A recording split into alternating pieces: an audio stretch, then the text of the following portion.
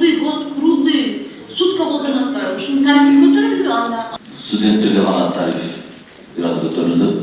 Бул 45 сом университетте турат. Манас шаарында билим алган студенттерге таштанды үчүн тариф көтөрүлдү. Бул сунуш бүгүн шаардык кеңештин сессиясында каралып, депутаттар колдоп берди. Жаңы тариф менен ар бир окуу жай бир студент үчүн айына 45 сом, жылына 450 сом төлөйт. Буга чейин бул сумма 25 сом болчу. Бирок жаңыртылган тариф студенттердин окуу акысына таасир этпейби деген суроо жаралды. Манас тазалык ишканасынын тарифтери мурунку ойдон эле калды. Бул жерде университеттердин студенттерге гана тариф бир аз көтөрүлдү. Мурун 25 сом 79 тиын болмосо, азыр 45 сом болуп калды. Ошондо кайрадан студенттердин контракттары көбөйүп кетпекпи? Ал боюнча или буну ошол мекеме ишканадагы университеттер жок окуу жайлар өздөрү төлөйтпү? Окуу жайлар өздөрү төлөшөт. Жыйында студенттер жашаган жери жана окуу жайы боюнча да таштандыга 2 жолу төлөп калбаш үчүн бул төлөмдү билим берүү жайларына милдеттендирүү сунушталды. Мэрдин орун басары Кубанычбек Иманалиев буга чейин төлөмдү окуу жайлар өздөрү төлөй турганын билдиришкенин айтты. Азыр студенттерден 45 сомго көтөрүп атабыз деп атасыңарбы? Бул университетте, то есть бул как студент катары төлөйт. Анан квартирант болуп жашаган моментте кандай төлөйт? Ага да отдельно төлөйт, мында да төлөйбү? Эки жактан төлөп калабы кандай болот? Шаар ичинде шаардагы абитуриенттер көбүнчө сыртчак окушат экен. Ош, Бишкек деген ич анан жакынкы айылдардан, жакынкы райондордон келген студенттер буларды биз квартирадан таппай калып атабыз. Бул маселе да ушунун ичинде камтылып кетет. Көпчүлүк учурда эле буларды биз таппайбыз. Квартирасынан деле, то есть көбүнчөсү тууган үйүнө, акесинин, үкөсүнүн үйүнө келип жашагандыктан биз аларга төлөнбөй калып калат. Ошол себептен бул университетке төлөй турган болуп калат. Аны түшүндүк. Достор, баягыда активный студенттер бар, мисалы, квартирада жашап, катталган прописка, временный прописка алып туруп, алар эртең бизге айтышы мүмкүн, жактан дагы төлөп атабыз, жактан да төлөп атабыз, биздики деген сөз жаралбай берет экен да. Пропискасы бар болгон болсо, анда бошотсок болот. Аны кандай механизм бар, кантип бошотобуз, кантип каттайсыңар, пропискасы барларды бөлүп. Эгерде алып келген болсо, ошонун пропискасы бар деп көрсөткөн болсо, Шаарыбыздын мэри Эспек Жолич университеттин жетекчилери менен кезиккен. Ал жерден кезигишип, ал дагы өзү түшүндүрүп берген. Мынакей студент башына төлөп бериңиздер. Анткени чындыгын эле бизде шаардагы көп мусорлор студент тарабынан пайда болуп, университеттерде бөлүмдөр чоң мусорлор чыгып, бирок ошол кичине мындай калсын меселеги төлөмдөр төлөнөт экен университет тарабынан депчи. Ар бир университет өздөрү макул болуп, ооба макул деп, бирок булар сиз айтмакчы, ар бир студенттике университеттен да 45 сом төлөнбөсө, үйгө да төлөнө эмес, университетке эле жүктөлөт бул бар. Жашап аткан эгерде үйдө жашаса, үйүнүн өзүнчө эле төлөйт студент. Бул 45 сом университетте төлөйт. Анан ошону белгилеп коюш керек. Жок, ошол боюнчачы мында азыр сиздер алып келип аткан маселе түшүнүксүз болуп калып атпайбы? Университет төлөйт деп беришкене керек эле да. Ал студенттер деп атпайбы? Ошон үчүн маселе ошол жерден жаралып атпайбы? Өлчөм бирдики деп жазып турганда бир студентке деп. Университеттики именно студентке эсептелет да, мусор немесечи. Тарифи.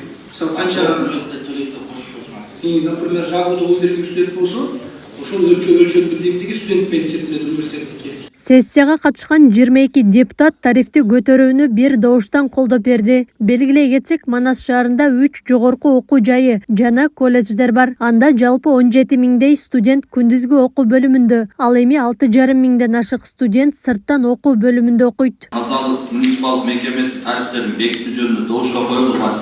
Добуш берип койсоңуздар. Каршы жок, добуштан кабыл алынды. Мурун деле университет төлөөчү, университет бул өзүнүн гана аймагында болгон гана төлөп келчү. Азыр эми бардык ошо студенттерге университеттер менен биз сүйлөшүлгөн, шаарыбыздын мэри Эспек Абдыжалилович дагы алар менен жолугушуп сүйлөшүлгөн, айтылган. Анан кийин алар мындан кийин студенттин ар бир студентте канча студенти бар болсо, ошого жараша төлөм кыла беришет. Очный, заочный дегендер эске алынган да? Эске алынган.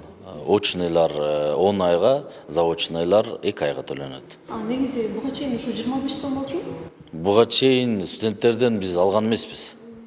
Студенттерден алган эмес, эми мына алынып башталып атат.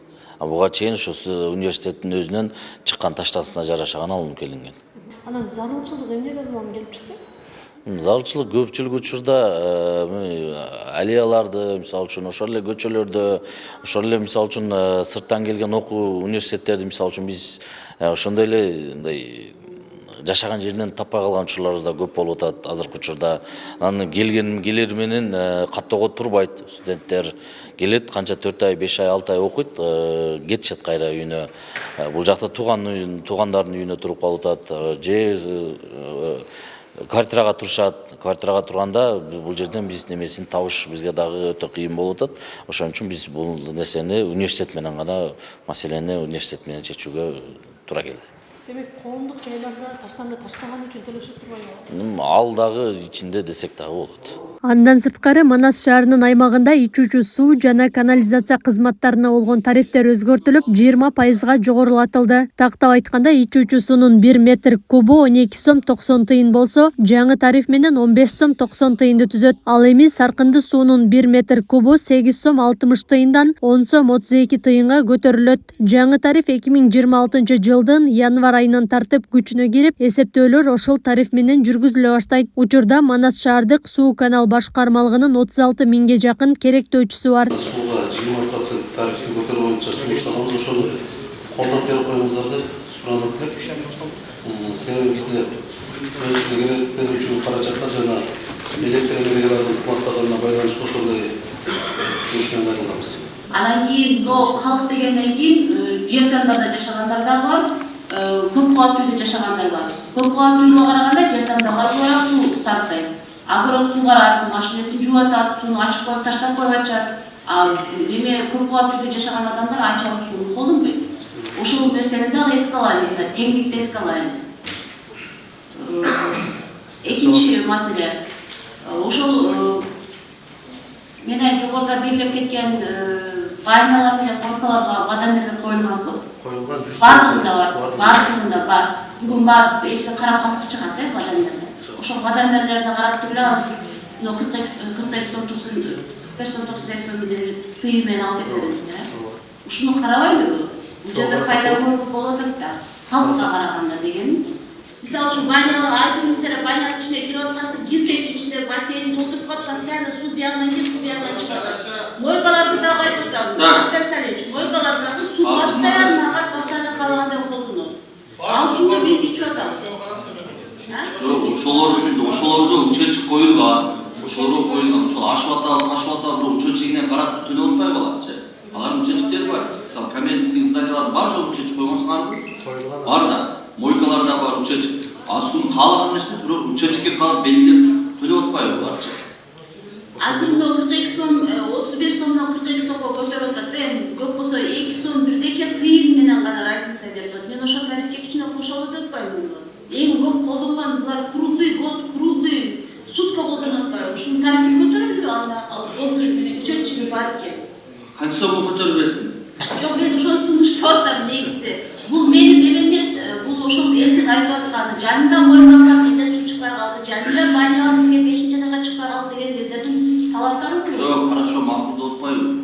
Хорошо, неме кылбайлы, эми мындай ал деле ишкерлер деле биздин жаранда, алар деле биздин жаранда. Алар пайда табат. Ал мисалы пайда тапканы менен канча сом болот? Мисалы, бир жеке адамдарга караганда алар деле нормально төлөп атат, ишкерлер дагы деле. Башка жактан келген эмес алар деле. Алар менен деле сүйлөшүп, макулдашып тургандан кийин көтөргөн жакшы эмеспи? Мен алар менен макулдашсам, алар макул болбойт биринчиден, экинчиден суунун эсебинен пайда таап атышат. Алар негизги пайда тапканы баня менен койгон бул сууда. Суу болбосо алар пайда табышат. Жок, башка мына немеден темадан чыгып кетпейли. Тема ошол эле айтып көтөрүп. Манас шаарынын аймагында ичүүчү сууга жана канализацияга болгон тарифтерди жөнүндө добушка коюп, добуштан кабыл алынды. Андан сырткары мына суунун тарифин көтөрүү боюнча бизде башка шаарлардан айырмаланып, Манас шаары эски шаар боюнча мына 100%га суу эсептегичтер орнотулган. Ошонун эсебинен дагы биз кубка эсептегенден байланыштуу биз суунун тарифин көтөрдүк. азыркы күндө мына 15 сомго көтөрдү, өзүңүздөр көрдүңүздөр. Ошол. Жеке адам башына эсептелген жерлерде бар да? Домдордукун ошо 26-жылга биз бүт баарын суу эсептегичтерге отургузабыз, андан сырткары 133 сомго. Бул саркындуу суу менен чогуу. Белгилей кетсек, Манас шаардык кеңештин төрагасын кошкондо жалпы 41 депутат бар. Бирок бүгүнкү сессияга жалпы 22 депутат катышып, күн тартибинде 15 маселе каралды. Акылай Карабаева, Шайырбек Зайырбек уулу, Регион.